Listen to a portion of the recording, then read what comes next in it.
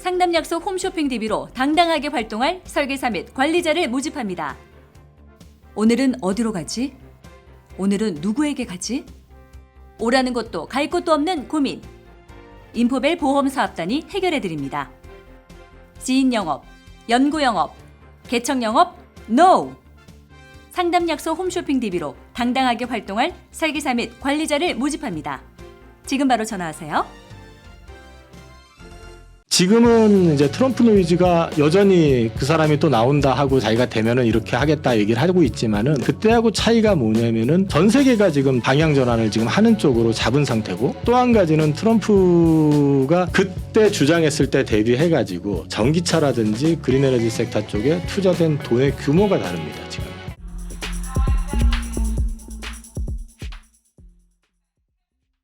안녕하십니까. 예민수의 경제토크입니다. 오늘은 하이투자증권 강북 WM센터 이영훈 이사님과 투자 아이디어 또 고민하도록 하겠습니다. 이사님 어서 오십시오. 네, 안녕하십니까.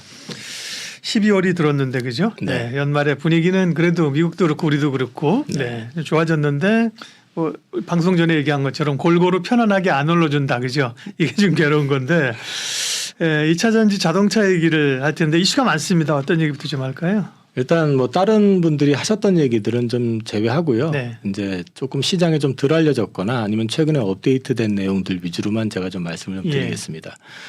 먼저 첫 번째 화면에 이제 인도 전기차 시장에 대한 부분이 나왔는데요. 우리가 지금 시장하게 되면은 보통 이제 중국은 자기네들끼리 이제 그렇죠. 움직이는 동네이기 때문에 빼고 주로 이제 큰 시장으로 하면은 미국, 유럽. 유럽 두 군데를 그렇죠. 놓고 얘기하는데, 인도 전기차 시장 역시 만만치 않게 이제 성장을 한다라는 걸 말씀을 드리려고 하는 거고요. 24년 기준으로 해서 129만 대 정도가 일단 전기차가 팔릴 거라고 지금 예상을 하는데, 이 숫자 어디서 느낌이 좀 오지 않으십니까 이게? 글쎄요. 129만 대 뭐죠? 100만 대 넘어간 게 미국도 올해예요. 아 그렇군요. 그러니까 사실은 인도 시장도 만만치 않다. 근데 이제 이 부분의 그때 차이점은 뭐냐면 네. 북미는 픽업 트럭이라든지 이런 쪽으로 해서 전지가 좀 많이 들어간. 근데 이제 여기는 아무래도 못 소형차. 사니까 소형차 쪽으로 그렇죠. 네, 그렇게 들어간다라는 걸 캐파는 이제 그러니까 보시면 좀 되죠. 작을 수 있다. 네네. 그리고 중요한 거는 인도하고 중국이 사이가 생각보다 굉장히 안 좋습니다. 안 좋죠. 그래서 지금 그 모다 총리는 네. 지난번에 CATL 그 승인 안 내줬었고요. 이제 중국 쪽 기업들을 다 몰아낼 생각까지 지금 하고 있기 때문에 그러면 이 시장은 사실 누구를 위해서 열리는 시장이냐는 걸 생각해 볼 필요가 있다는 거죠. 그러면 이제 결국은 물론 유럽도 들어올 수 있고 일본도 들어올 수 있지만 현재 지금 우리나라 현대차가 지금 들어가서 거기 그렇죠. 캐파 확장하고 있는 상황이고. 첸나이든가 뭐. 네네. 이제 우리나라 전기차 쪽은 물론이고 이제 셀 업체들도 이쪽으로 진입을 해가지고 이쪽 시장을 치고 들어갈 가능성이 있기 때문에 우리나라 시장으로선 하나의 포텐셜이 될 수 있다. 이런 걸 하나 말씀을 드리려고 하고요. 네. 탄소 중립 관련해 가지고 주요 국가별 친환경 차량 전환 계획 이렇게 돼 가지고 이제 마지막 연차를 지금 이제 언급을 해놓은 것들인데요. 보시면은 상당 부분이 2035년에 집중이 돼 있습니다. 2035년에 뭐 내용이 많네요. 위아래로. 네네. 이제 기업체들, 국가들 이렇게 리스트업이 나와 있는데 35년에 많이 집중이 돼 있고요. 또 30년에도 35년처럼은 아니지만 그래도 상당 부분. 그럼 30년, 35년 사이에 거의 이제 전기차 쪽으로 해가지고 차량 전환이 굉장히 가속화된다라는 측면에서 보시면. 뭔데 이게 국가가 국가 이름이에요? 네, 국가 이름입니다. 네, 하도 조그만 게 많아가지고 그러니까 국가별로 친환경 차량으로 전환한다. 뭐 원래 유럽이 한다고 2020 그러니까 내연기관차 다 몰아낸다는 표현은 좀 그렇네.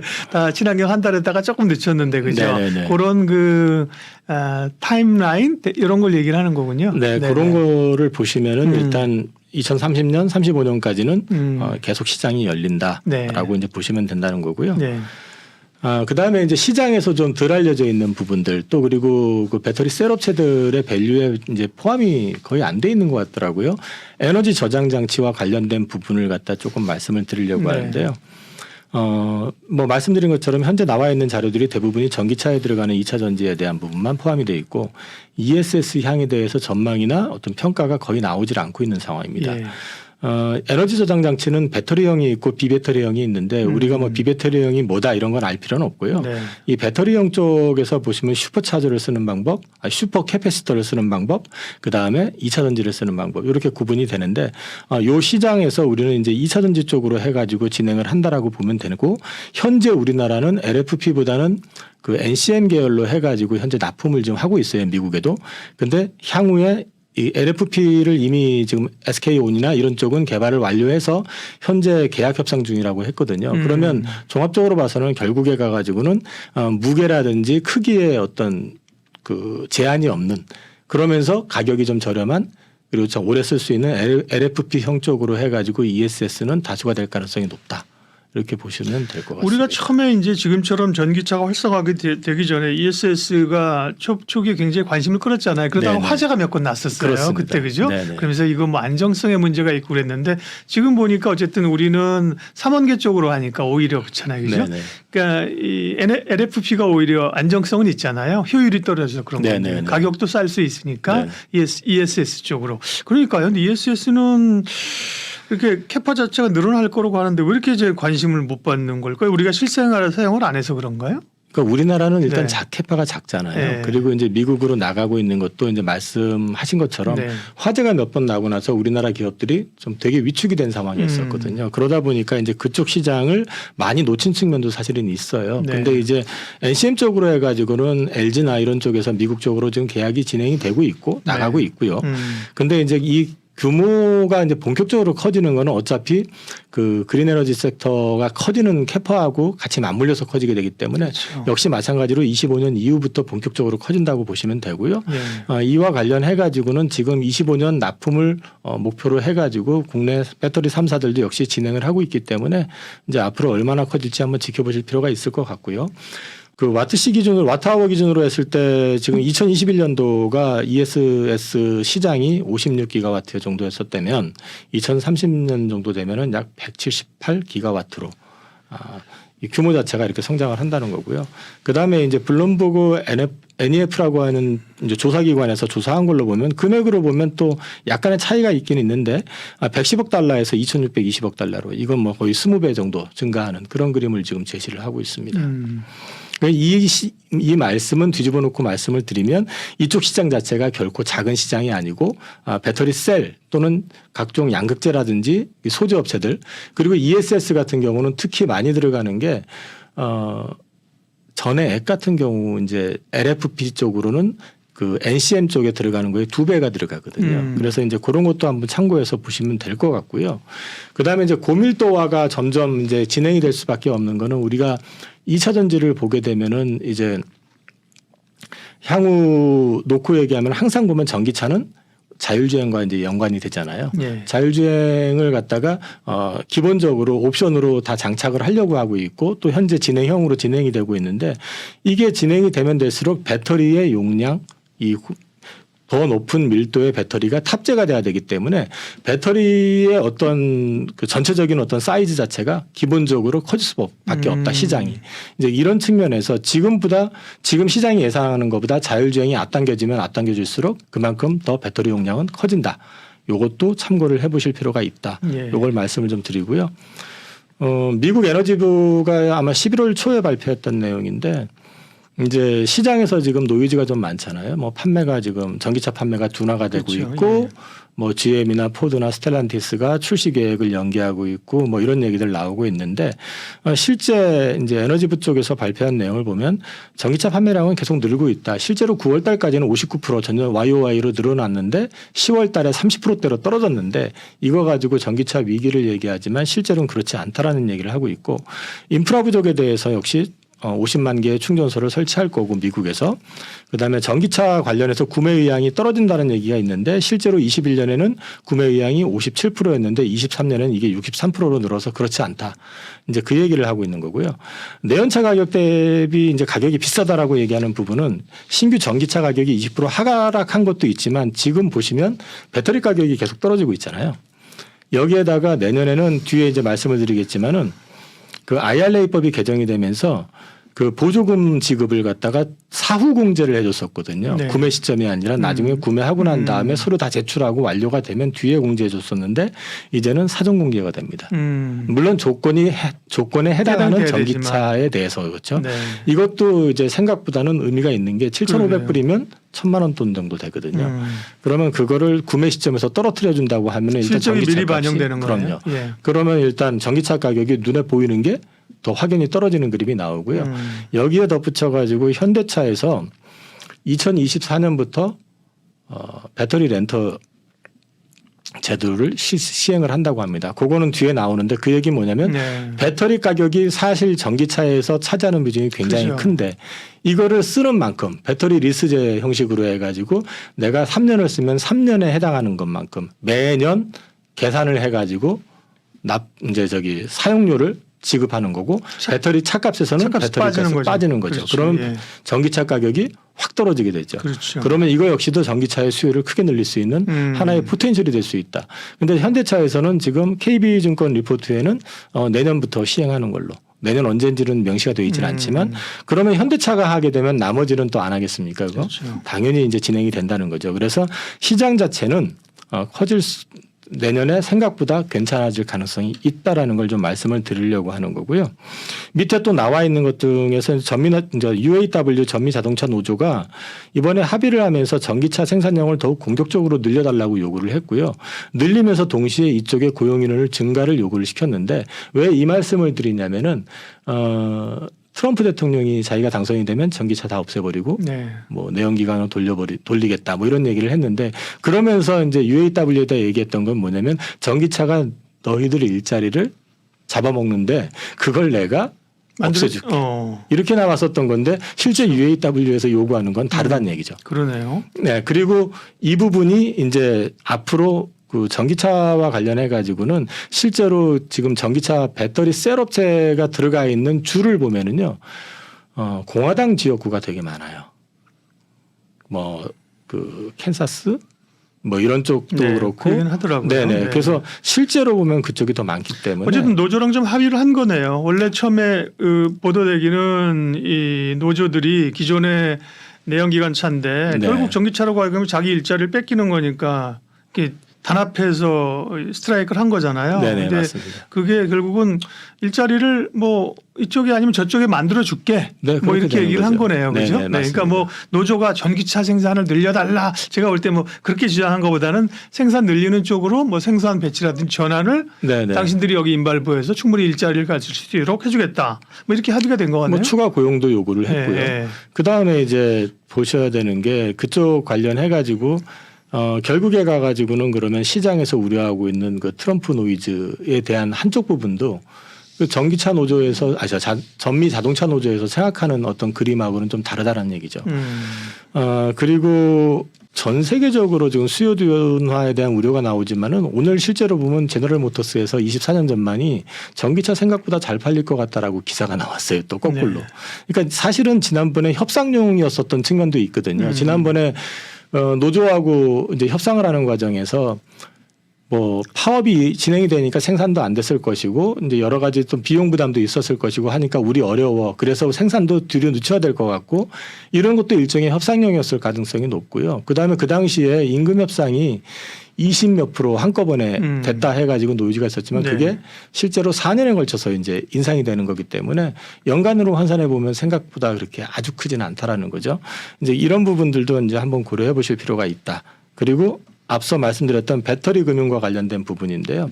이게 이제 KB금융에서 이제 나온 리포트에서 나오는 건데 배터리 금융이 활성화될 경우에 소비자들의 EV 체감 구입 가격이 최대 27% 4년 리스 기준으로 했을 때 감소가 된다는 거죠. 그럼 자동차 값 27% 빠지는 데다가 그 요건이 맞는다 그러면 보조금 받고 생각보다 가격이 상당히 많이 다운이 돼가지고 이게 수요를 촉발할 가능성도 있기 때문에 내년에 이게 시행이 된다고 했을 때 어떻게 반응이 나올지 이건 좀 지켜볼 필요가 있다. 예, 그런 측면에서 말씀을 좀 드렸습니다.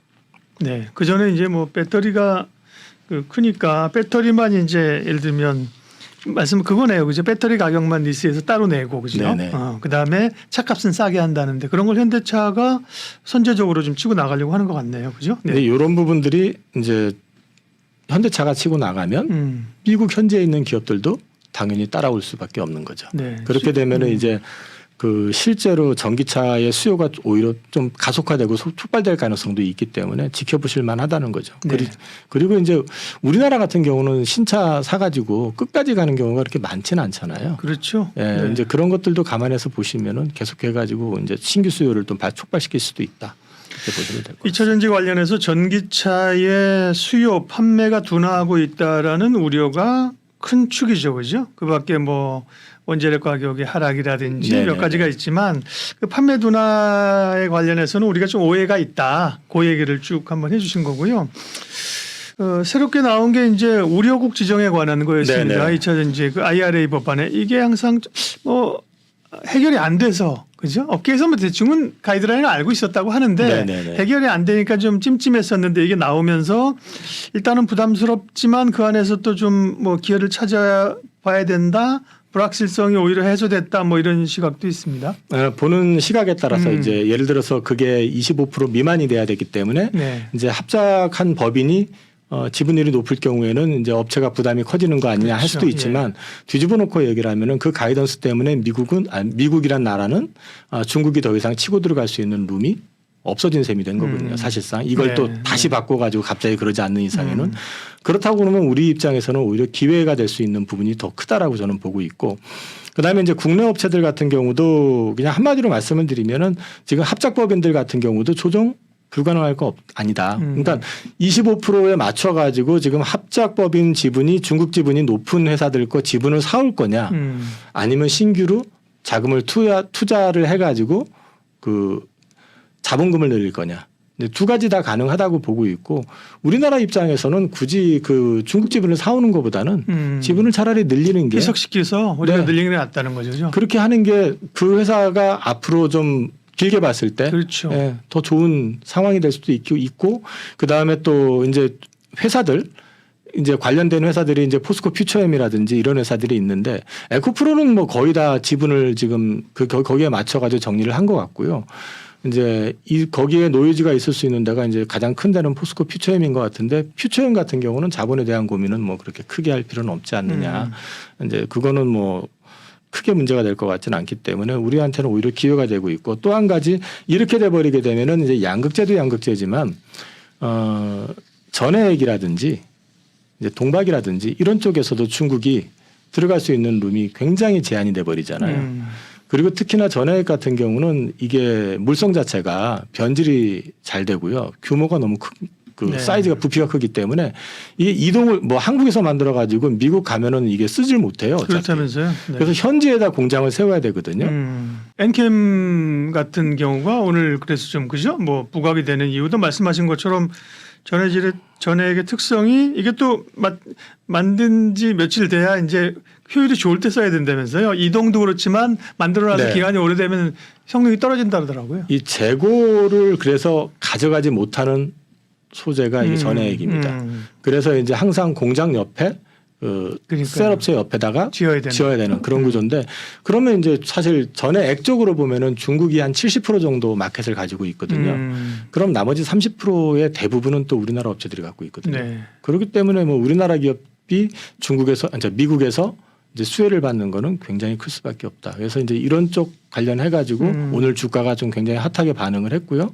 그다음에 이제 앞으로도 뭐 그런 부분들에 대해서는 기대를 가져갈 수 있는 부분이 있을 것 같다. 그리고 동박 역시도 중국 업체들이 압도적이거든요. 그런데 이제 중국 업체들이 미국으로 직접 들어갈 가능성은 거의 없다. 그리고 이제 우리나라 업체들이 거기에 참여를 한다 하더라도 지금 사실 뭐 SKC가 됐던 이제 주요 동박 업체들 같은 경우도 말레이시아 쪽으로 지금 이제 공장을 많이 짓는 이유도 결국 전기요금 이런 것들까지 감안을 해서 하는 거고 아마 어쩌면 미국 직접 진출도 이제 고민을 하지 않을까. 예, 그렇게 보고 있습니다. 2차 전지를 둘러싼 역시 우려들에 대해서 몇 가지 얘기를 해 주셨는데요. 판매 둔화와 함께 우려국 지정에 관한 얘기까지. 근데 이제 기회는 있을 수 있다. 그러면 기존에 이제 뭐 에코프로 같은 지주사나 양극재 업체 물론 오늘은 이제 포스코 퓨처엠이나 에코프로 비하면 수주 얘기로 강했지만요. 방송하는 날. 그러니까 그런 쪽도 그렇지만 뭔가 좀 이번 그 의료국 지정에 따라서 기회가 있는 쪽으로 소재 쪽, 네네. 동박, 분리막 혹은 뭐 전액 뭐 이런 네네. 쪽을 주목해서 봐야 되나요? 일단 그쪽도 이제 시장 자체의 어떤 포텐셜을 크게 가져갈 수 있는 기대를 가져갈 수 있다. 근데 이제 분리막 쪽은 제가 알고 있기론 글로벌 탑티어급에 들어가는 회사들이 일본 회사들이 많아요. 예. 그래서 이제 거기는 거기와의 또 경쟁이 있을 수 있고 그러네요. 이제 그런 부분이 있는 반면에 전액 섹터 같은 경우는 이제 우리나라 기업이 좀 상대적으로 우위에 있는 것 같고 그다음에 동박은 뭐 아시다시피 중국 제외하고 나면 우리나라 기업들이 워낙에 강한데 이제 문제는 요즘 중국 애들이 덤핑으로 이제 많이 물건을 내놓다 보니까 가격이 많이 떨어져 있다.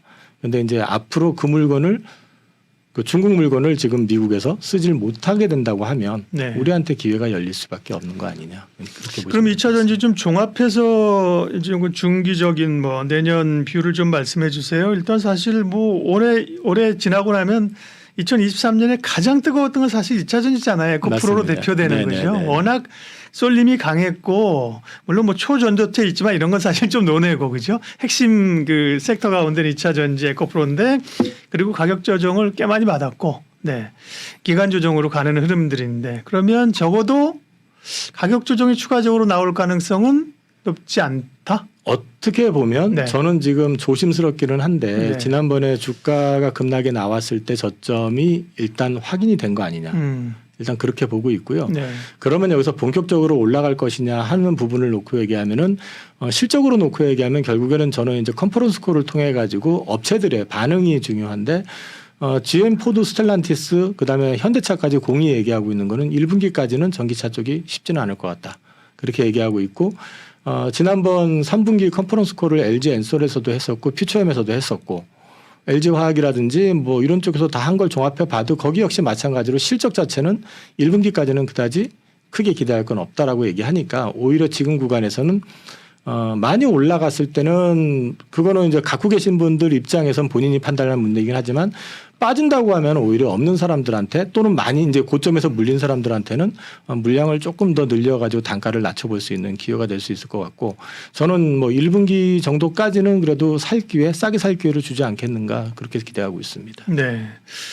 두 가지 측면인데요. 한 가지 측면에서는 이렇게 역사적까지는 모르지만 몇 년간의 그런 상당한 주도주를 형성하고 고가를 찍은 주식이 이렇게 빠지면 사실 그 이전의 고가 수준으로 쉽게 돌리는 경우는 많지 않아요. 그죠? 맞습니다. 워낙 큰 신의 네, 네. 그 소위 이제 에너지가 확 뿜었다 떨어지면 그러나 2차 전지는 보면 사실은 산업이 명확하잖아요. 그죠? 예를 들면 뭐 우리가 뭐 메타버스 이런 것처럼 뭐 약간 좀 기대감만 컸던 게 아니라 산업이 명확하기 때문에 사실은 일정 부분 산업과 함께 성장하는 기대감은 또 있고 이게 좀 양립됩니다. 네.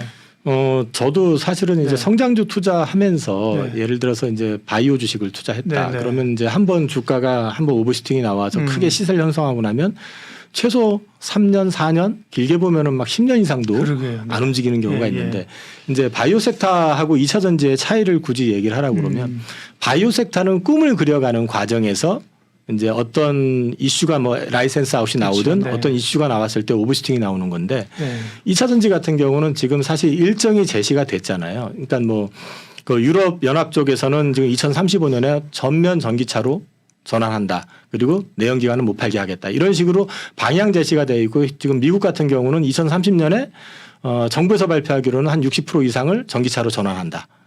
뭐 이런 식으로 제시가 돼 있단 말이에요. 네. 그러니까 이제 그 일정에 맞춰 가지고 또 공장도 증설을 하고 그다음에 이제 생산도 계획이 돼 있기 때문에 바이오 섹터라든지 또 과거 2008년 금융위기 때 보면은 그때 가장 핫했던 그 섹터 중에 하나가 태양광이었었거든요. 네. 근데 태양광 같은 경우도 그때 OCI가 주가가 뭐 한 2, 3만 원 하던 게 동양제철학 동철이 대단했죠 그때. 그게 2, 3만 원 했던 게 50만 원 넘어가고 그러니까요. 그 난리가 났었지만 이제 박살이 나가지고 그 뒤에는 회복이 지금 안 되고 있잖아요. 그러니까요. 예. 근데 이제 사실 그때는 사실 굴곡이 좀 있었어요. 네. 그러니까 좀 오버슈팅 했었던 것도 있었고 그 다음에 중간에 또 정권이 바뀌고 하면서 이제 그린에너지 섹터 쪽보다는 다시 그 화석연료 쪽으로 방향 전환을 좀 해가지고 좀 트럼프 때 특히 이제 많이 밀었었던 것도 있고 했었기 때문에 그런데 지금은 이제 트럼프 노이즈가 여전히 그 사람이 또 나온다 하고 자기가 되면은 이렇게 하겠다 얘기를 하고 있지만은 네. 그때하고 차이가 뭐냐면은 전 세계가 지금 다 일단은 방향 전환을 지금 하는 쪽으로 잡은 상태고 그 다음에 또 그때보다 더 많은 기상이변이 저만 그렇게 느끼는지 모르겠지만은 최근 몇 년 사이에 되게 심해진 것 같거든요. 그리고 또 한 가지는 트럼프가 그때 주장했을 때 대비해가지고 전기차라든지 그린 에너지 섹터 쪽에 투자된 돈의 규모가 다릅니다. 지금은. 그러니까 그때만 해도 전기차로 할 거야 뭐 이렇게 말만 있었지 전기차가 네. 구체화되고 이랬던 게 아닌데 지금은 전기차에 투자된 돈만 해도 규모가 작지 않고 거기에 투자된 고용인원 역시 작지 않고 그다음 앞서 말씀드린 것처럼 이 공화당 지역구들 같은 경우도 뭐 테네시라든지 뭐 이런 켄터키라든지 이런 쪽이 다 지금 그 배터리 셀과 관련되어 있는 고용 투자가 진행이 됐었기 때문에 과연 트럼프가 한다고 그러면 물론 방해는 놓을 수 있겠죠. 그러니까 이제 속도를 갖다가 좀 완충을 시킨다든지. 근데 이제 그 부분도 쉽지 않을 수도 있는 게 사실 지금 중국 대비해 가지고 전기차하고 그린 에너지 섹터에서 현저하게 뒤지게 만든 원인 중에 하나가 트럼프거든요. 트럼프가 틀어막고 있을 때 중국은 그쪽으로 올인을 해가지고 지금 전기차 쪽이 오히려 지금 미국보다 훨씬 앞서 있는 그런 그림을 만들어 버린 거기 때문에 예. 그거 역시도 좀 막상 자기가 이제 어차피 대통령 되면은 나이도 있지만은 거기는 3선 제한이 걸려 있기 때문에 임기 마지막이거든요. 그래서 그 사람 얘기 때문에 흔들리는 부분은 그렇게 좀 많지 않을 것 같아요. 그래서 네. 이번에는 조금 내년에는 좀 흐름 자체를 기대해 보셔도 되지 않을까. 그리고 이제 그런 노이즈보다는 실제 현실 가능성에 대해서 이제 포커싱을 해본다고 그러면 이번에는 좀 물결 자체가 이전보다는 좀 굉장히 커진 물결이 아니냐. 그래서 되돌리기는 쉽지 않을 것 같다. 이렇게 생각하고 있습니다. 관련해서 뭐 이사님도 그렇고 저도 그렇고 뭐 책도 읽고 그루들의 얘기를 많이 읽는데 제가 두 가지 존 템플턴이 얘기한 게 이번에는 다르다라는 말이야말로 네네네네. 가장 비싼 단어다 그죠? 네네네. 이렇게 얘기했잖아요. 네. 이게 솔직히 그래요. 아까처럼 뭐 카카오 같은 경우도 그렇고 엄청 성장성을 썼지만 야 카카오가 이전에 주가 되돌릴까 이런 고민이 한편에 있고 지금 말씀하신 것처럼 또 결이 다른 것도 있고 큰 파도 작은 파도가 다른 것 같아요. 네.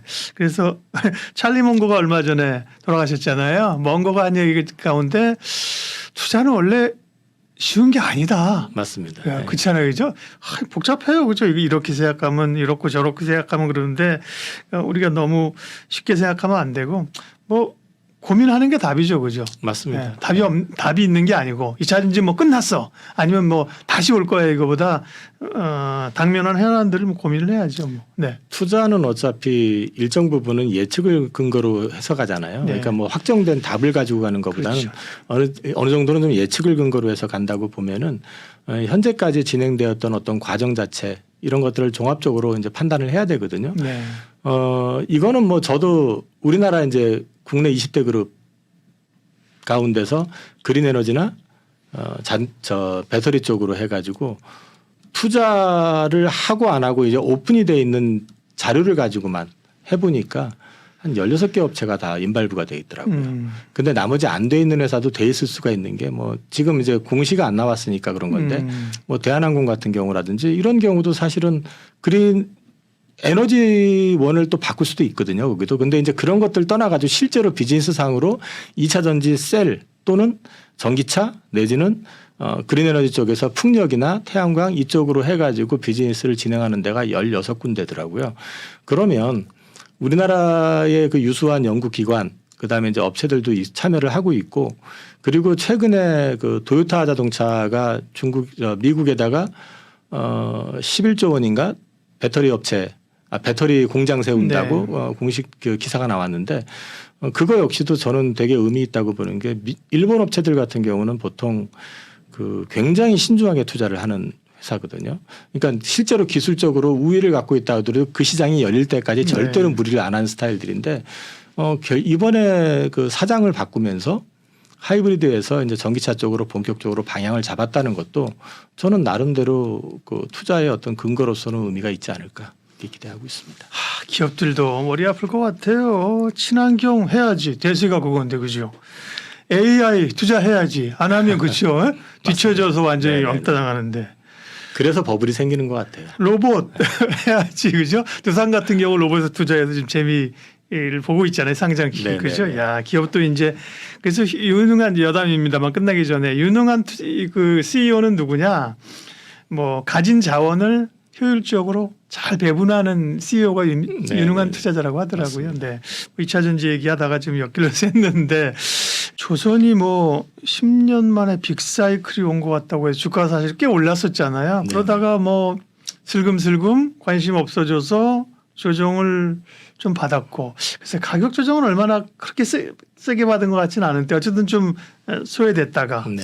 다시 최근에 조선 이제 좀 주목하더라고. 무슨 변화가 있는 거예요? 네. 일단 3분기 실적에 대한 노이즈가 좀 있었거든요. 예. 3분기부터는 실적이 좋아질 거라고 기대를 했는데 기대만 못하게 실적이 나왔습니다. 그리고 그렇게 예측이 됐었어요. 그러니까 증권사에서도 톤을 낮추기 시작했었고 그리고 실제로 이제 그 인력 문제라든지 그 다음에 또 이제 그 저가 수주했던 물량들 이런 것들이 아직 이제 제대로 진척이 되지 않고 이런 것들 좀 영향이 좀 있었는데 이제 4분기 기점으로 해가지고 내년부터는 그런 부분들이 상당 부분 이제 바뀔 것이다. 그리고 예상보다 우리가 올해 수주 가이던스를 낮췄는데 수주 가이던스를 못 채울 것 같다라고 얘기들이 많았는데 연말에 네. 지금 집중적으로 나오면서 예. 거의 대부분의 업체가 이제 수주 가이던스를 다 맞출 것 같다. 이런 것들이 조금 이제 작용을 한 것 같고요. 23년 대비해 가지고 24년을 좀 주목해 보자라고 네. 해 가지고 최근에 이제 리포트들이 많이 나오고 있고 한데 이 부분을 일단 먼저 말씀을 좀 드리면은 이 고부가 가치 선박 비중이 빅4 기준으로 했을 때 수주 잔고 가운데 46%가 LNG 운반선이다. 근데 이게 LNG 운반선이 이제 워낙에 고부가 선이라서 이제 비싸게 수주를 한 거기 때문에 우리 입장에서는 이게 매출이 반영이 되면 될수록 이익은 이제 늘어나는 그림이 나오는데 또 한편에서 우려했던 거는 LNG 선박을 무한정 찍어낼 수 있는 건 아니지 않느냐. 발주할 수 있는 것도 아니고 그러면 결국 이게 또 피크를 찍고 난 다음에는 결과적으로 수주도 줄고 그러면서 또 악화되는 거 아니냐라는 우려가 있었는데 앞으로도 이제 보셔야 되는 부분들이 컨테이너선이라든지 탱커선 쪽이 이제 환경 규제 이슈하고 맞물려 가지고 이제 선박 연수 20년 넘어가는 것들이 교체 수요가 지금 나오기 시작하고 있고요. 최근에 또 이제 암모니아선 발주가 나오면서 이제 또 다른 우리만이 또 이제 가질 수 있는 장점일 수도 있고 노하우일 수도 있는 이제 제품이 본격화되기 시작하면서 우리 숫자에 좀 도움이 될 수 있다. 이런 부분들이 있고 최근에 이제 증권사 리포트를 종합해 보면 공정지형 이슈는 이제 해소 국면에 들어서고 있다라고 이제 하니까 내년부터는 실적이 좀 본격적으로 살아나는 그림이 나올 수 있을 것 같다. 이렇게 기대하셔도 될 것 같고요. 그리고 최근에 보면 후판 가격이 굉장히 많이 떨어졌습니다. 예.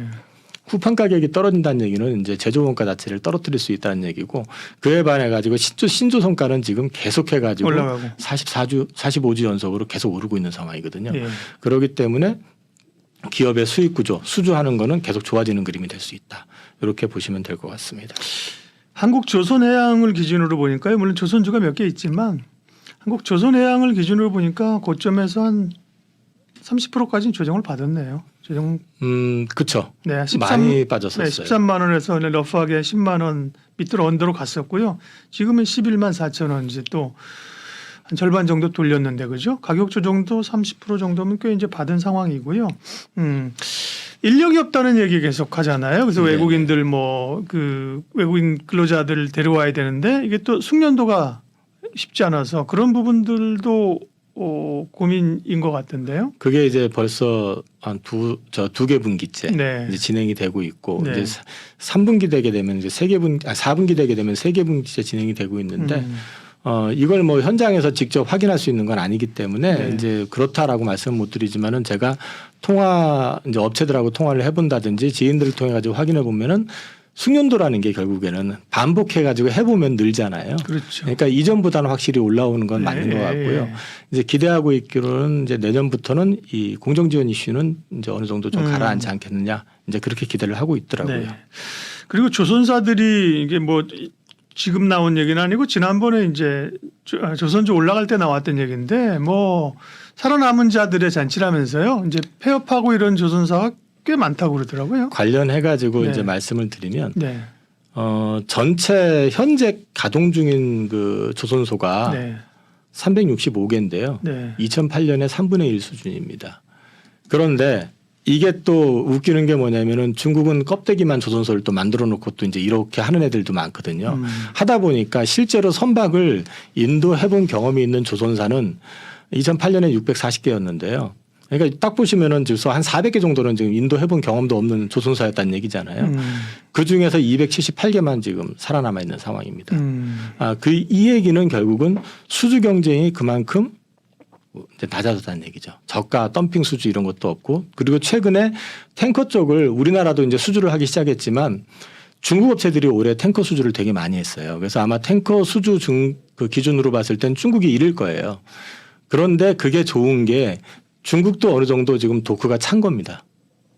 그러니까 저가 덤핑 수주를 할 이유가 없는 상황이 된 거죠. 이렇게 되면은 자연스럽게 우리도 싸게 할 필요 없이 이제 가격을 좀 높여가지고 수주를 하게 되면은 수익성은 계속 좋아지는 그림이 나올 수 있다. 이렇게 보시면 될 것 같습니다. 네. 그리고 이 수주 잔량이랑 조선가 신조선가 추이도 있네요. 일단 봐주시죠. 네. 보면 신조선가는 계속 올라가는 상황이에요. 신조선가가 계속 네. 올라가고 있는 네. 이유가 네. 지금 아까 말씀드린 것처럼 도크가 차버렸잖아요. 그러니까 덤핑할 이유가 없는 상황이 된 거고요. 네. 그다음에 이제 LNG 선박 같은 경우는 만들 수 있는 데가 딱 두 군데잖아요. 우리나라하고 중국이고. 근데 중국은 지금 자기네들이 발주한 걸 자기네들이 받는 거거든요. 지금.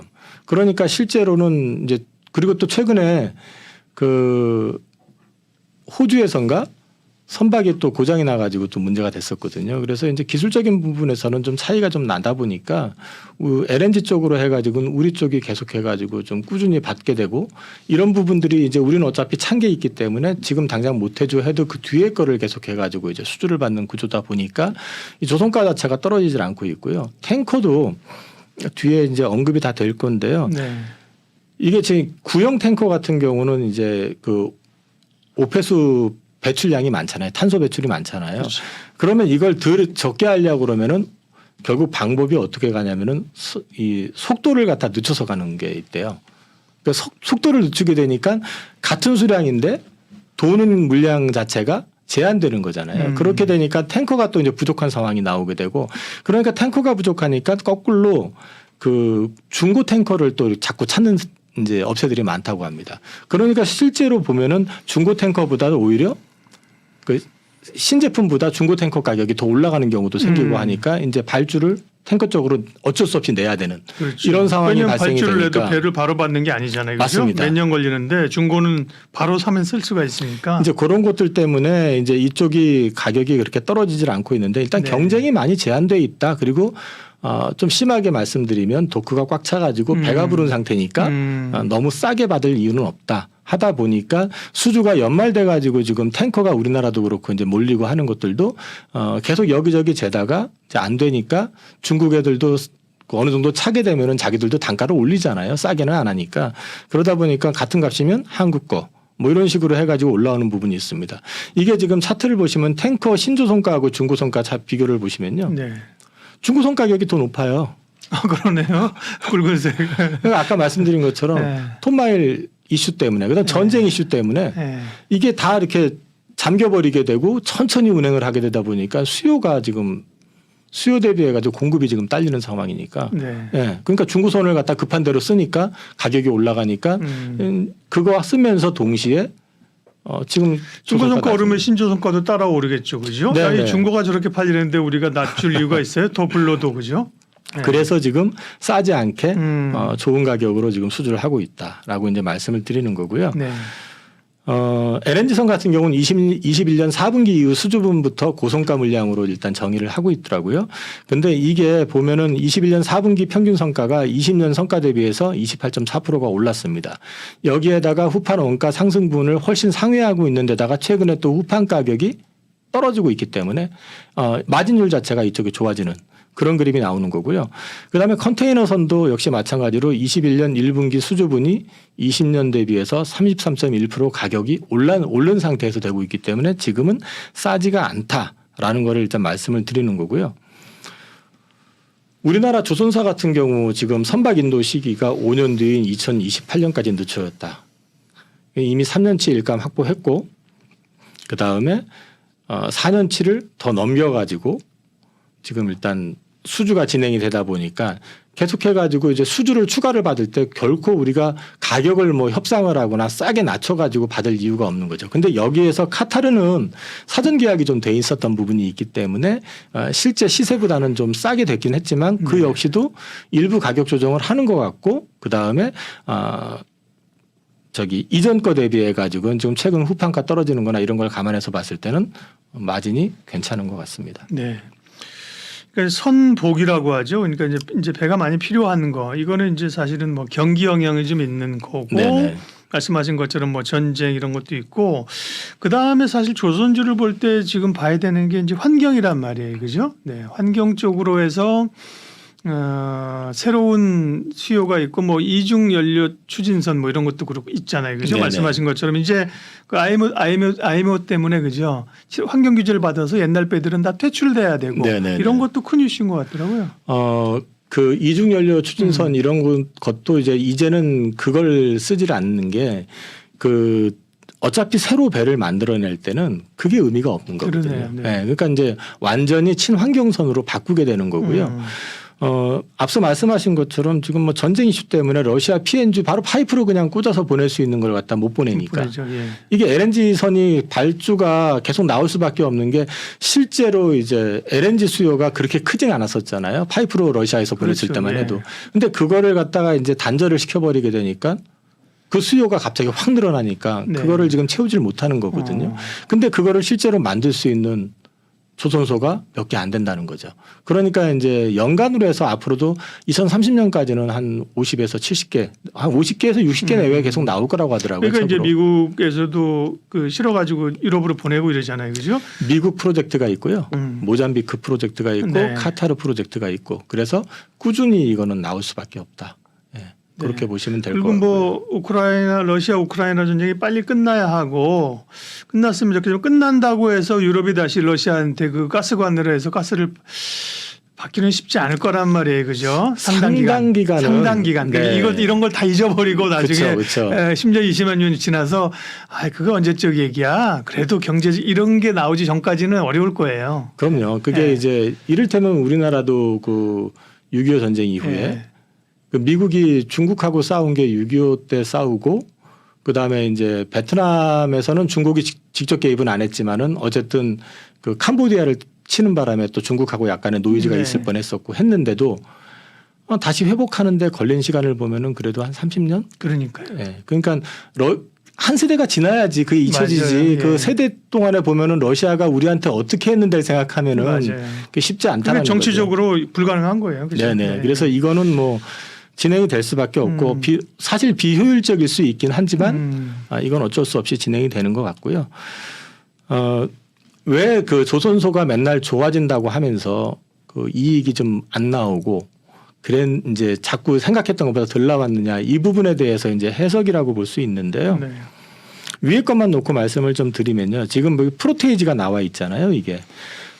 근데 지금 보시면 HD 현대중공업 기준으로 했을 때 분기별 믹스 흐름인데 2023년 4분기가 되면 50%가 된다고 이렇게 흑자선 나와 있잖아요. 비중. 이거 만들어서 판매할 때 흑자가 되는. 네, 어떻게 보면 적자 내고도 팔아? 이럴 수 있는데 뭐 조선의 특성상 그럴 수도 있다는 거잖아요. 그죠? 맞습니다. 네네. 그러면 흑자선 비중이 이렇게 커진다라는 얘기는 네. 이익이 그만큼 좋아진다는 건데 23년과 24년을 한번 비교해 보시면 네. 확연히 달라지죠. 저가 수주했던 물량이 거의 1분기면은 다 거의 빠지고 예. 2분기부터는 거의 대부분의 회사들이 이제 고가 수주한 흑자선 위주로 이제 매출이 인식이 된다라는 거죠. 역시 현대 삼호중공업이 그 수지가 좋네요, 그죠? 이게 LNG가 이쪽이 워낙에 많이 그러니까 했었기 비상장이긴 때문에. 하지만 그죠? 네네네. 예, 그다음에 미포조선도 괜찮고 이제 2024년 가면 뭐 다 올라오는 상황이고요. 미포조선은 근데 지금 얘기해 보니까 네. 약간 그 공정 지연, 그다음에 이제 이런 어떤 이슈들이 아직은 좀 남아 있는 것 같더라고요. 네. 다른 데보다는. 그래서 3분기 실적도 그렇게 좋지는 않았었고, 네. 근데 이제 이 부분이 좀 회복이 되는지 여부는 여기도 조금 시간을 두고 지켜보실 필요는 있을 것 같고, 네. 근데 확실히 현대중공업 쪽이라든지 이제 사무중공업이라든지 네. 여타 회사들 같은 경우는 이게 좋아지는 그림이 확연히 드러난다. 다만 이제 하나오션은 딱 보시면은 24년 1분기에 그러게요. 확 줄었다가 2분기부터 확 살아나는 그런 그림이 나와 있잖아요. 네. 그래서 이제 요거는 투자하실 때 참고하시면 될 것 같습니다. 24년도 전망이 23년 대비해서 수주가 늘어날 걸로 보고 있다. 요거 관련된 거는 자료가 있으시니까 나중에 한번 캡처해서 한번 읽어보시면 될 것 같고요. 네. 컨테이너선 관련해 가지고는 앞서 하신 그 CO2 규제 네. 이슈, 그다음 선속 감소, 공급 제거 효과 때문에 이제 앞으로 계속해 가지고 수주 발주가 좀 늘어날 것 같고 이와 관련해서 우리도 그 부분에 대해서 이제 수혜를 받을 것이다라고 이제 전망을 하고 있고요. 탱커 역시 마찬가지로 계속 쇼티지가 나오고 있어서 중고선이 지금 신족보다 훨씬 높은 가격을 형성하고 있고 관련해 가지고 계속해 가지고 지금 발주가 나오고 있는데 중국이 먼저 도크를 채워가는 과정이었었기 때문에 24년, 25년 가면서 우리 쪽도 이쪽으로 해서 계속해 가지고 수주가 나올 것이다. 이렇게 보시면 될 것 같습니다. 네. 대형 암모니아선은 저기도 얘기들 저도 들었는데 발음이 안 되지? 얘기를 들었는데 명확하게 제가 이거 아까 뭐 이중연료 추진이나 이런 거는 했지만 대형 암모니아선은 뭐죠? 이게? 암모니아 운반선입니다. 암모니아 운반선. 네. 아, 근데 이제 암모니아 연료로 하는 게 아니고. 네네. 이제 이 암모니아 운반을 왜 그러게요. 할 수도 있는데 그게 네. 수소를 추출할 때 암모니아로 액화시켜 가지고 갖고 와요. 아. 그래서 이제 암모니아 운반선을 갖다가 이제 그 최근에 이제 수소 경제를 위해서 암모니아라는 재료가 필요한데 소재가 그거를 지금은 뭐 LPG, LNG 실어 나르는데 암모니아 운반선이 향후에 수소 경제를 위해서 필요한 배군요. 네. 일단 이를테면 우리나라에서도 포스코홀딩스가 수소 비즈니스를 지금 오만, 그다음에 호주, 그다음에 미국 이쪽에다가 현지에서 이제 그 암모니아를 갖다가 만들어서 운반을 해서 한국으로 갖고 와서 한국에 있는 궁극적으로는 제철이라든지 이런 쪽에 이제 원료로 쓰는 에너지원으로 쓰려고 하는 그런 예. 프로젝트를 하고 있는데 이런 게 지금 우리나라만 하고 있는 게 아니라 전 세계적으로 이제 일어나고 있기 때문에 아마도 지금 이제 그 리포트 상에서 기대하고 있기로는 한 연평균 10대 이상 계속해 가지고 발주가 나올 것 같다. 근데 이게 암모니아 운반선이 사이즈가 작은 게 아니라 대형이기 때문에 마진도 크고 이제 전체 기업 실적에도 긍정적인 역할을 할 가능성이 높고 요번에 우리나라가 75%를 수주했거든요. 이거 역시 마찬가지로 우리가 중국보다는 한 발 앞서서 계속해서 수주를 할 수 있다. 이렇게 보시면 될 것 같습니다. 네. 그래서 내년에 조선업 흐름들이 결론적으로 괜찮다. 네, 전반적으로 기대해 보실 만한다. 근데 이제 만약에 네. 오늘도 주가가 좀 많이 올랐어요. 근데 이제 지금 시장에서 또 연내 수주에 대한 기대감들이 조금 있어요. 네. 그래서 추가적으로 주가가 올라갈 때 쫓아 사시면 예. 또 요즘 장세 특징도 그렇지만 고생을 좀 하실 수도 있고 하니까 가급적이면 눌림목을 이용해서 사시라.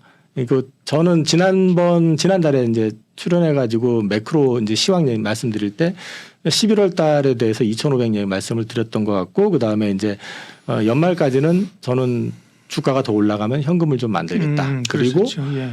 내년 1분기는 조금 지켜보면서 싸게 살 기회를 찾아보겠다라는 말씀을 드렸거든요. 제가 보는 시황들은 똑같습니다. 지금도. 네. 그래서 저는 좀 싸게 사는 쪽으로 대응을 하셔야지 사시고 편안하게 좀 지켜보시면서 수익을 보실 수가 있지. 비싸게 사놓으시면은 비싸게 사가지고 물려가지고 있거나 아니면 네. 그 가격선에서 이제 재미없이 움직이거나 조선주가 갑자기 뭐 불을 뿜고 폭등을 할 개연성은 그렇게 많지는 않으니까 많이 올랐을 때 사시는 것보다는 좀 눌릴 때 그때 기회를 보시는 게 어떨까 싶습니다. 기본적으로 투자라고 하는 게 싸게 사서 비싸게 파는 행위인데요. 왜 이렇게 안 될까요, 그게? 보면은 충동이 생기잖아요. 그쵸, 네. 올라가면 올라가는 지금 건 안 사죠. 사면 못 살 것 같고 네, 맞아요. 빠질 땐 또 지금 안 팔면은 더 빠질 것 같고 이게 이제 그러니까요. 사람 심리이기 때문에 네. 결국은 그러면 이제 기업의 가치 또는 이제 업황에 대해서 어느 정도 이해를 하면서 네. 지켜보시면서 대응하시는 게 맞을 것 같습니다. 네. 내년 조선 산업에 대한 투자 아이디어들, 기회들 이야기였습니다. 하이투자증권 강북 WM센터 이영훈 이사님 함께해 주셨습니다. 고맙습니다. 예, 감사합니다. 상담 약속 홈쇼핑 DB로 당당하게 활동할 설계사 및 관리자를 모집합니다. 오늘은 어디로 가지? 오늘은 누구에게 가지? 오라는 것도 갈 곳도 없는 고민. 인포벨 보험사업단이 해결해드립니다. 지인 영업, 연구 영업, 개척 영업, NO! 상담 약속 홈쇼핑 DB로 당당하게 활동할 설계사 및 관리자를 모집합니다. 지금 바로 전화하세요. 상담 약속 홈쇼핑 DB로 당당하게 활동할 설계사 및 관리자를 모집합니다. 오늘은 어디로 가지? 오늘은 누구에게 가지? 오라는 것도 갈 곳도 없는 고민. 인포벨 보험사업단이 해결해드립니다. 지인 영업, 연구 영업, 개척 영업, NO! 상담 약속 홈쇼핑 DB로 당당하게 활동할 설계사 및 관리자를 모집합니다. 지금 바로 전화하세요.